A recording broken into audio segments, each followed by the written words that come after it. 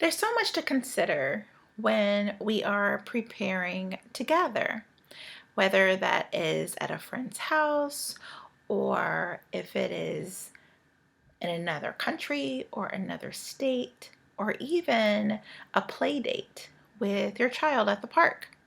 So, when we are thinking about having a successful gathering, it's important to understand preparation because when we have lots of preparation put in place, then all of the little details and nuances we don't have to think about at that moment because we have already prepared for it. And therefore, it's easier when we have a head start on what it is that we're needing to do.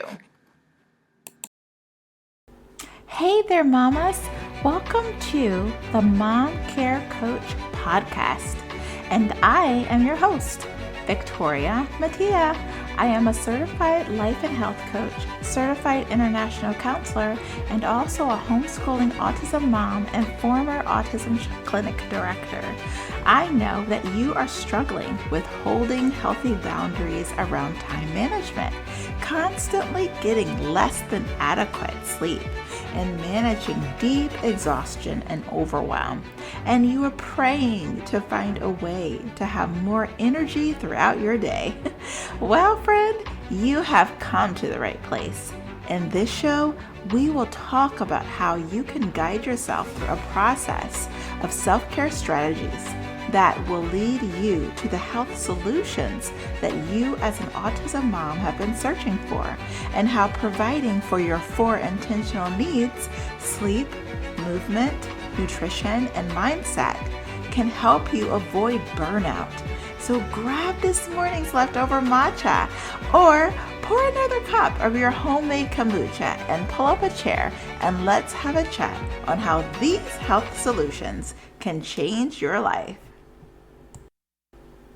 One more thing, would you like to know more about the online coaching services and health bundles that I offer? If so, please do not hesitate to reach out.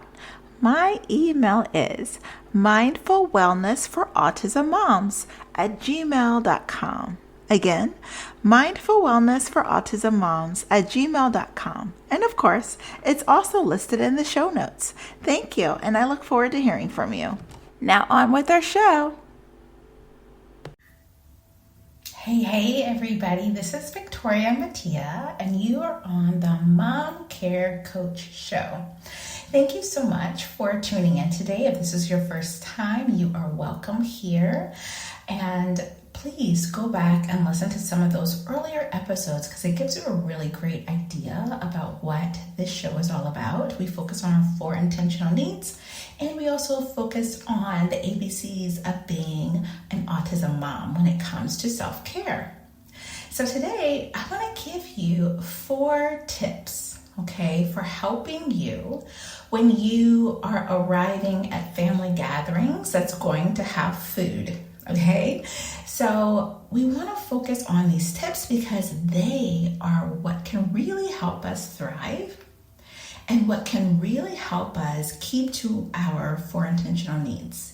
Even when we are around people that we love, that serve traditional Thanksgiving or Christmas or Hanukkah or whatever holiday you observe, those traditional foods that you enjoy eating.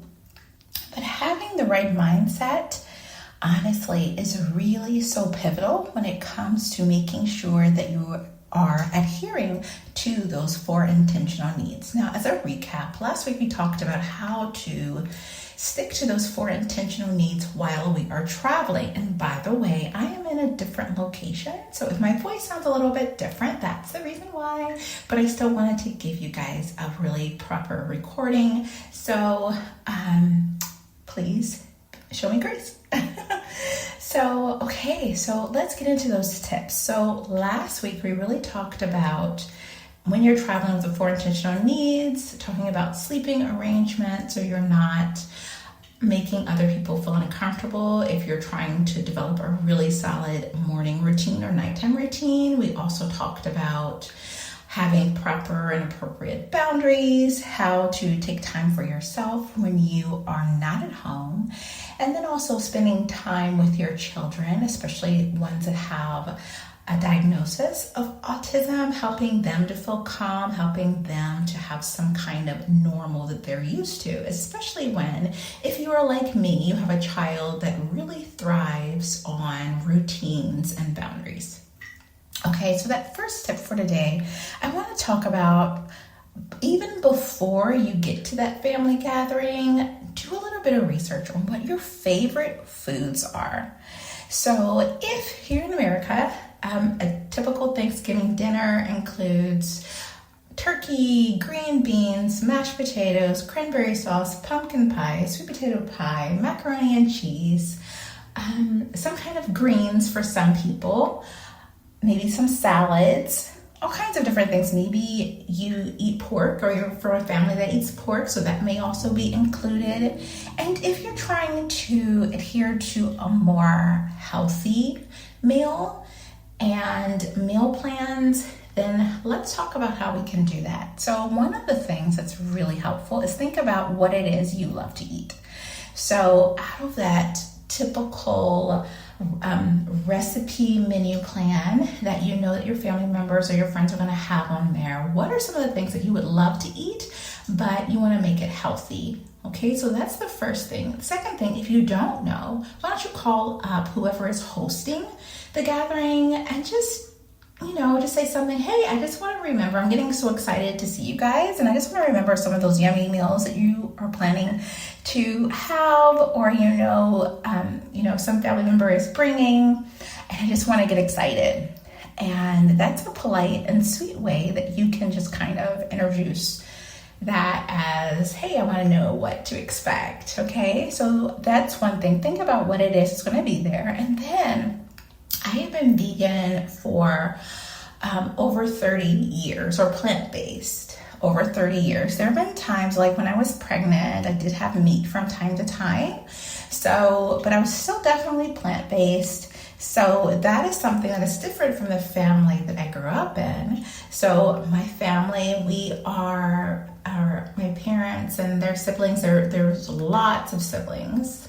Each one of my parents have 7 or 8 siblings. So when family gatherings, when that was the time for the year, when we would go and visit, it was loud and exciting, and people were playing board games, and there was lots of food and excitement and kids, and it was just a really big ordeal. So for me, when I became plant-based, there were some things I had to keep in mind. Number one, I had to think about what are the yummy meals that I absolutely love and how I can make that plant-based. So this can go a variety of different ways. I think I mentioned last week on our episode, we kind of talked about how there may be some yummy meals that you want to try or you're used to. How do you avoid that? What are the conversations you can have with people? But let me give you an example, a little bit different than last week. So last week I gave an example of how you can politely say that you're not eating that way anymore. But now I want to talk about how can you kind of mimic or make something similar that's really yummy. So the example that I used was if you had a chocolate pie. Okay, so my mother used to love French silk chocolate pie, and we would get those every year from a restaurant called Tippin's, and she absolutely loved that, and it was generally at family gatherings too. Like now, I think you can get it every now and again, and I think you can even get it from some grocery store chains, but at that time when I was younger, you could not. It was only from like a certain restaurant. So let's say I wanted to remake this Tippin's pie. This is something that I absolutely love, this French chocolate silk pie. So I can just think about it. I can still remember how it tastes, the crust, the creaminess of the filling.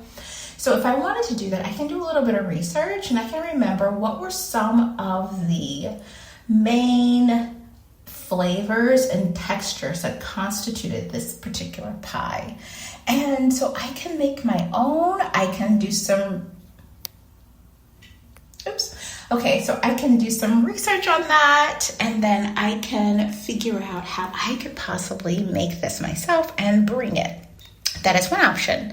Another option is, because there's so many options, I mean, there are reels on literally everything. You could probably go on Instagram and find the reel that you want for this particular chocolate pie, because it was very popular when I was younger. You could go on TikTok, you could find what it is you're looking for. You can write that down and then recreate it yourself. Now, if that is not something that you can do, maybe you feel like you're not that, you're not as good in the kitchen when it comes to cooking or baking, that's okay.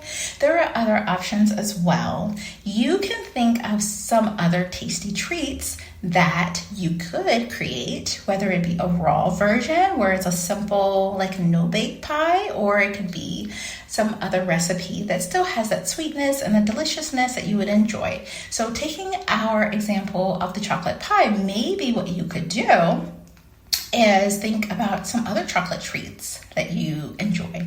One reel I have recently seen is where someone is trying to make a healthy version of a Snickers bar.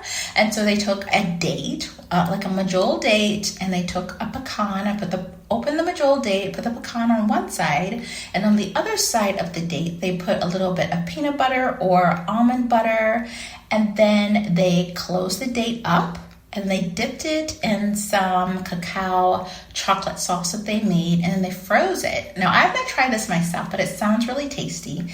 And in every reel that I have seen someone do that, they were saying how it really does taste like a Snickers bar. So that is something where you can recreate something that is simple, quick, and it's tasty. So that's one option. Another option is to maybe look at some of your healthy restaurants that are in your area that maybe you like to visit or want to visit, and see if they do any type of catering or preparing for one person or more, and you can purchase some items and have them at your house or at your hotel, wherever you are at, so that you can bring it with you or you can eat it there.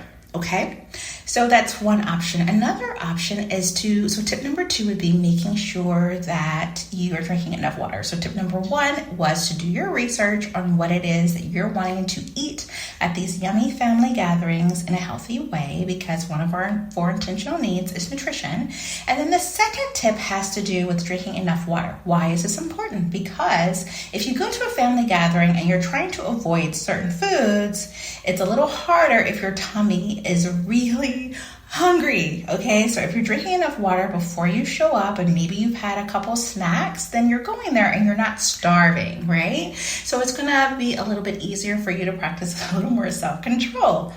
And so another thing is you can bring some healthy snacks with you. A lot of times, maybe the meal is said to start at 5 o'clock p.m., but everybody starts showing up at 2 o'clock p.m., right? And people are kind of nibbling in the kitchen and different things. Now, of course, your family may be a little bit different. Maybe everybody gets there at 5 o'clock. Then if that was the case, maybe you wouldn't need to bring a snack. But that's always an option, because after the meal is served, a lot of times people want to sit and talk and visit. Sometimes people want to watch a football game or play a board game or have kids run around. It doesn't matter. It's always better to be safe than sorry, especially if you are coming with a family, if you're coming with your kids, your husband, your partner, whoever you're coming with. If you're not by yourself, you want to make sure that everybody is comfortable. And if they're used to eating healthy, it can be really tempting for everybody else if they're seeing all these yummy foods that they would like to try.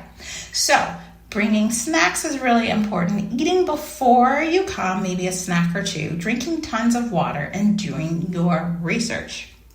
Okay, so what is another thing that we want to consider? We want to consider not to be so concerned with the meal plan. That's why we're having these tips to think about ahead of time, so that we will be able to enjoy the gathering itself.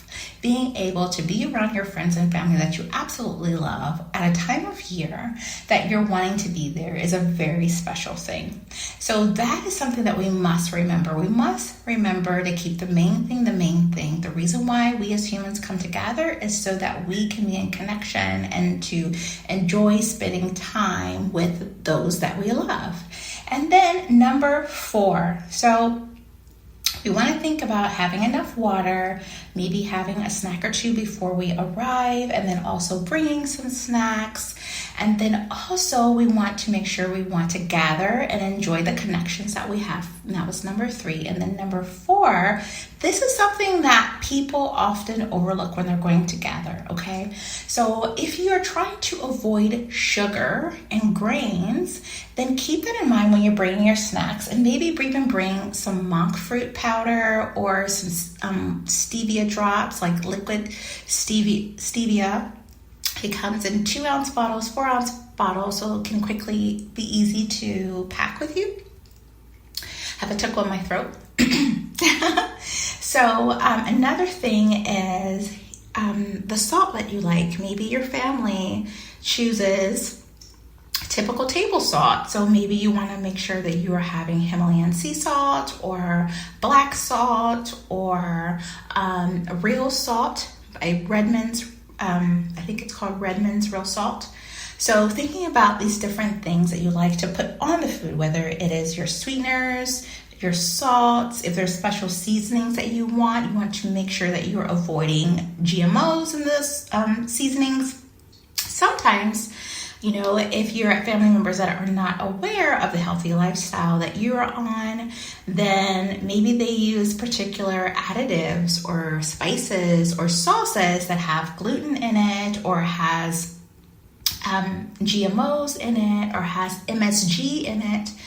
Then you want to be aware of that as well, especially if you're trying to keep a low tox diet for your children as well. So thank you so much for listening to these tips. I hope that they have blessed you. I hope that you are able to think about these in the nick of time before you start to gather and just feel really confident and happy and well. And remember to keep the main thing when it comes to connection. So I'll see you next time, or I'll hear you, or no, not hear you either. I will speak with you next time. And I hope that you have a wonderful celebration. Thank you. Bye-bye. Thank you so very much for listening in. If you have learned something new today or have been blessed by this show in any way, please share with a friend. And don't forget to head over to iTunes and leave a 5-star review. And feel free to take a screenshot and tag me on Instagram, and I will tag you back. Thank you and be well.